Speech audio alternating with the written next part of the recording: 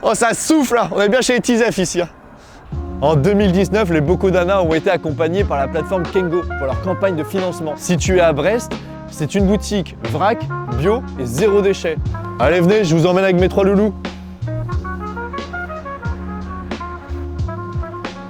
Est-ce que tu peux nous présenter un petit peu qui tu es et l'histoire peut-être de la boutique? Moi, c'est Anaëlle Bellec, dit Anna, 39 ans, ancienne infirmière, j'ai 2 enfants. J'ai créé mon 3e bébé il y a 5 ans et demi, donc la boutique là où on est, les Bocaux-d'Anna.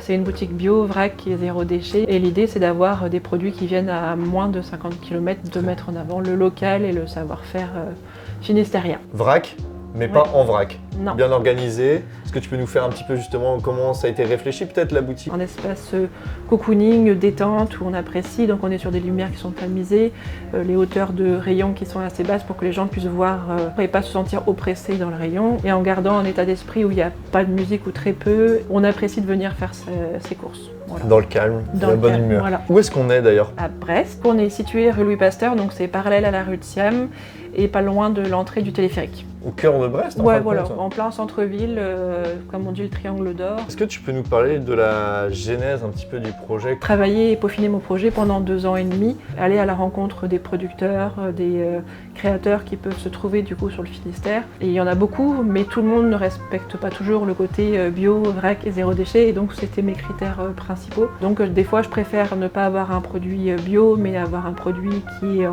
avec un fonctionnement de réutilisation de bocaux, que de prendre un produit bio qui est un produit jetable. C'était aussi un processus long dans le sens j'étais encore infirmière, je tombais enceinte de mon 2e, donc ça a été assez laborieux. Et les banques, c'est un peu trop récent, trop innovant.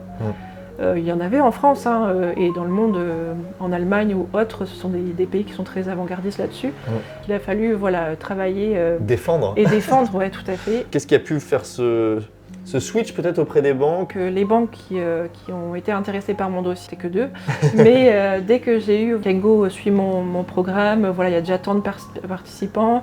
Et du coup, les prêts ont été plus facilement accordés et Kengo a été un gros plus et ça permet aussi d'avoir une visibilité. Ouais. Parce qu'on fait un financement participatif. La boutique, elle n'est pas encore ouverte, mais les gens nous font confiance sur notre projet, quel qu'il soit.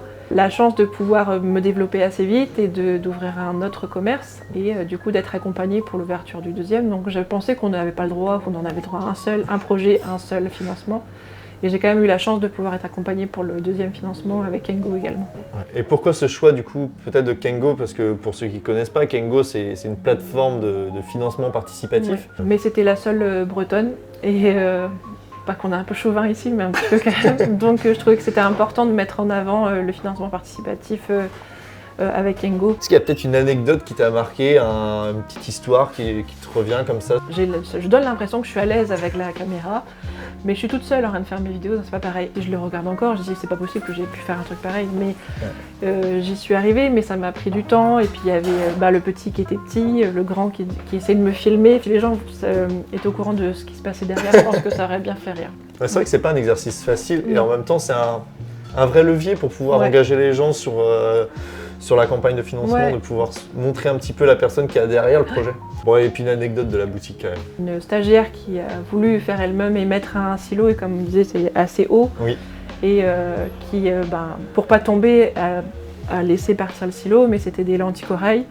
Et du coup, pendant 6 mois, on a retrouvé des lentilles corail partout dans la boutique parce qu'elle a lâché le silo et il y avait 15 kilos dedans.